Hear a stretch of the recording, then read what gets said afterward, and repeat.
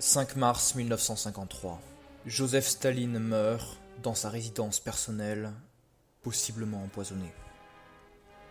Son règne aura été celui d'une propagande particulièrement virulente. Entre son accès au pouvoir en 1924 et la dissolution de l'URSS en 1991, il s'est écoulé près d'un siècle. C'est la fin d'une période qui a façonné les relations diplomatiques internationales.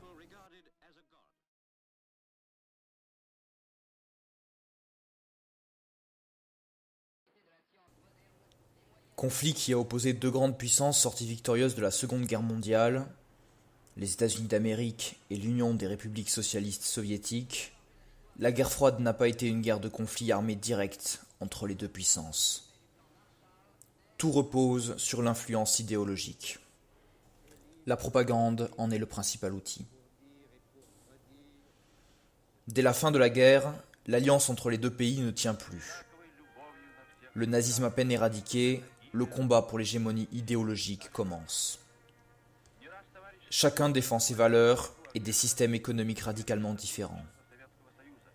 La doctrine Jdanov est claire, l'impérialisme américain menace de coloniser et dominer le monde libre. On est pour ou contre. Le communisme de l'URSS, c'est la libération des peuples du monde. Il faut choisir son camp. Dès 1946, les soviétiques inondent les rues et les magazines d'affiches anti-américaines. L'Amérique, c'est la guerre et la pauvreté. Les Américains sont bêtes, méchants et laids.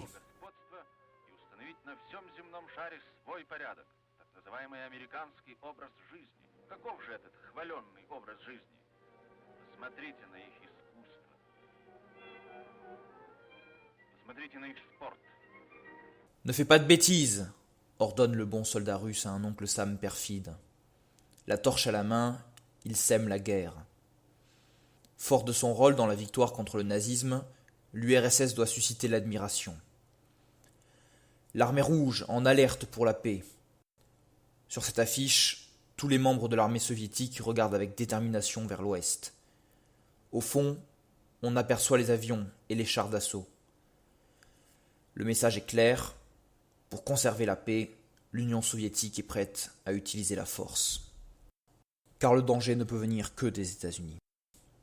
Sur cette image, 3 gros Américains déguisent un missile en colombe. Washington le cache sournoisement, mais ils ne peuvent pas masquer leur nature abominable, dit la légende. On attaque aussi le style de vie capitaliste. Pas de chômage avec le socialisme, des millions de chômeurs avec le capitalisme. L'Américain mendie, le regard dur. Autour de son cou, la pancarte indique « J'accepte n'importe quel travail ». Sous Staline, ce genre de propagande est très courant. L'Union soviétique dépense 4 fois plus d'argent, 10 fois plus de personnel que les États-Unis. Mais la propagande soviétique ne s'arrête pas aux frontières de l'URSS. Créé en 1947, le Cominform procure à Staline une multitude de satellites et de relais partout en Europe. Le Parti communiste français y participe activement. Durant toutes les années du conflit, il produit des documentaires discréditant les actions américaines dans tous les domaines. Ici, à l'occasion du 70e anniversaire du maréchal Staline.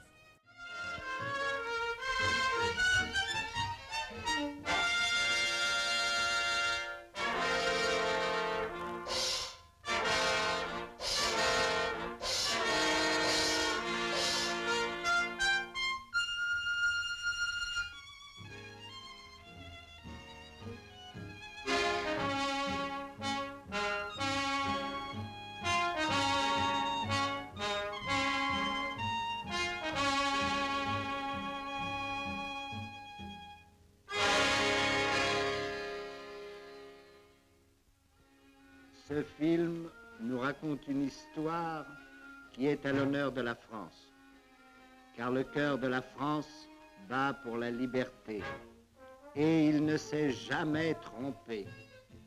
La justice l'exalte, l'injustice le révolte et les gens de notre pays ne sont jamais ni bêtes ni ingrats. Ils reconnaissent ceux qui les aiment, ceux qui les aident. ils savent payer leurs dettes. Staline a 70 ans. Et sur les grandes routes de France, dans les villes et les villages, de l'Auvergne à la Bretagne, de la Provence à la Flandre, de la Gascogne à la Lorraine, c'est de partout vers Paris que va l'amour pour Staline. En rendant hommage à Staline, nous rendons hommage à notre passé. Nous éclairons notre présent. Nous annonçons notre avenir. La France veut montrer comment elle s'est aimée.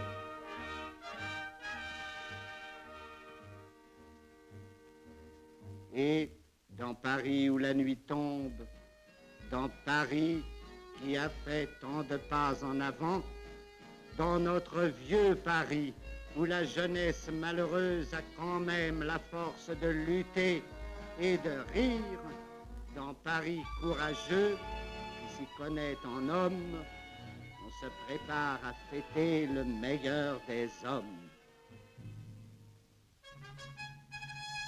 Une foule de visages familiers ouvre les portes.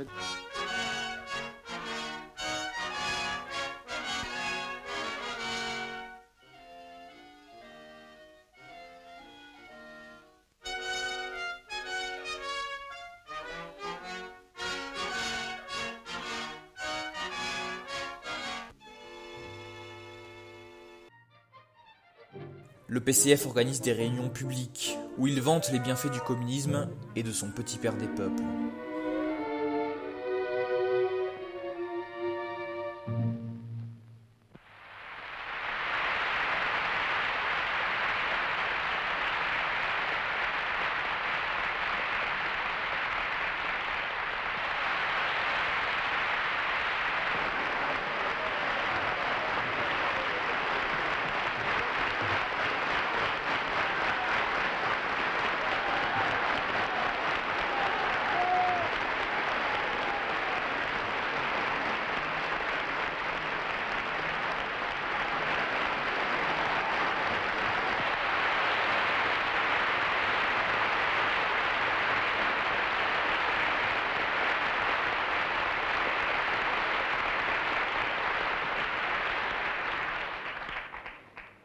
Camarades, un long cri d'amour, de confiance et de gratitude jaillit de millions et de millions de poitrines, exprimé en 100 langues différentes, retentit aujourd'hui à travers le monde.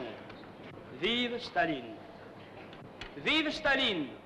Lancent avec ferveur les travailleurs libres du grand pays socialiste, les fiers citoyens de l'Union des républiques socialistes soviétiques. Vive Staline! Répondent avec un même enthousiasme, de Prague à Pékin, de l'Elbe au Pacifique, les ouvriers et les paysans des républiques populaires, engagés à leur tour dans la voie du socialisme. Vive Staline! Crie d'une seule voix, le métallo parisien, le docker de Londres, le marin de San Francisco, le paysan sans terre du Brésil et le mineur du Cuif, le noir de la Côte d'Ivoire ou de Harlem, le combattant de l'indépendance au Vietnam ou en Indonésie.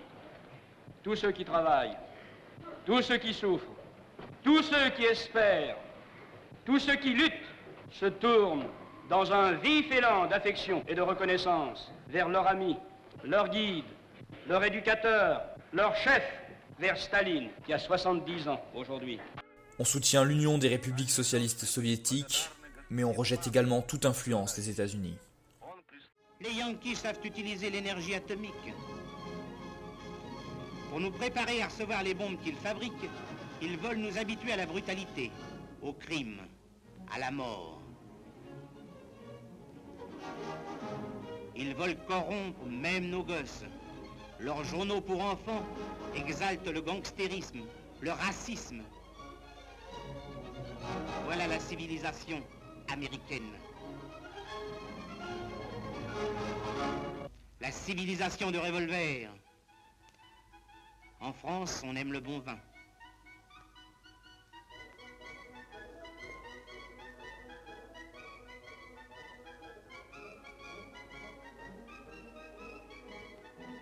et on sait l'apprécier.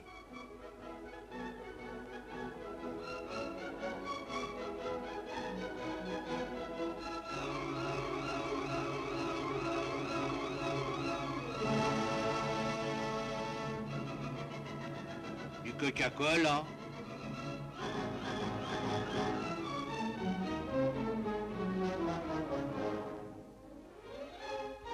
Allez mon bonhomme, placez votre camelote ailleurs. En Amérique. En Amérique.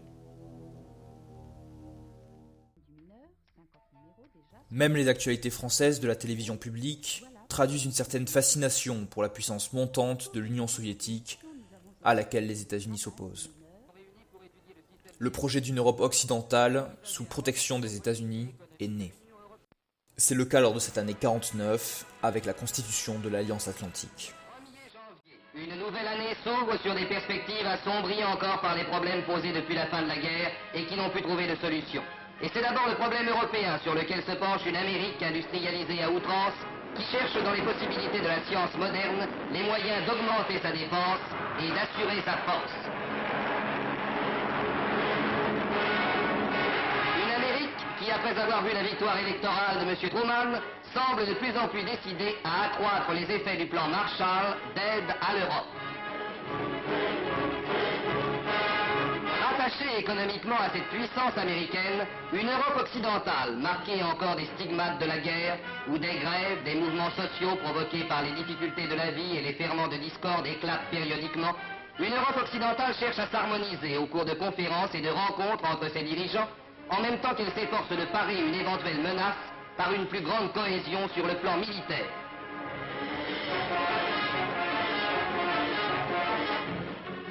Problème européen vers lequel se penche elle aussi la Russie des Soviets, forte de ses 180 millions d'habitants.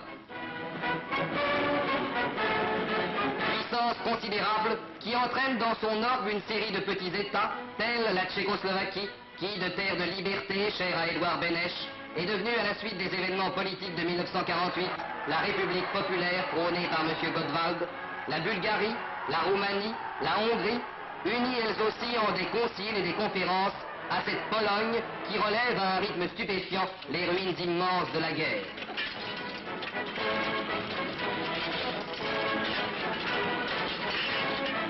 Au centre de ces deux groupes d'États, Berlin résume au seuil de cette année l'un des problèmes les plus délicats de l'après-guerre.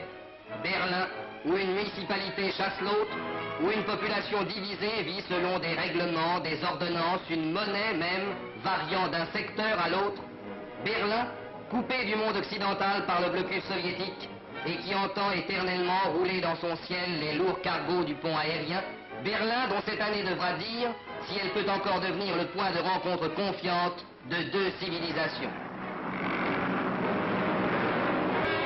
L'ONU et la conscience des peuples parviendront-elles à résoudre tous ces problèmes? Parviendront-elles à fixer la paix, œuvre à laquelle la France s'attache avec ténacité? C'est sans doute le meilleur vœu de bonne année que l'on puisse formuler en ce début de 1949. Au printemps 1953, Staline meurt dans sa résidence personnelle. À l'annonce de la nouvelle, le journal L'Humanité est en émoi. Deuil pour tous les peuples qui expriment leur immense amour pour le grand Staline. Peut-on lire en une. Sa mort met fin à une période de propagande singulièrement agressive. Nikita Khrouchtchev, membre du bureau politique depuis 1939, écarte alors le réformateur Malenkov et le conservateur Molotov. Sous Khrouchtchev, la coexistence entre les deux puissances se veut plus pacifique. En 1955, le nouveau leader soviétique rencontre le président Eisenhower pour rediscuter la politique internationale des deux blocs. Mais la guerre froide n'est pas pour autant terminée. Dans cette période qui s'ouvre après 1956, les crises les plus graves de la guerre froide ont lieu. La deuxième crise de Berlin, en août 1961, et surtout la crise de Cuba, en octobre 1962.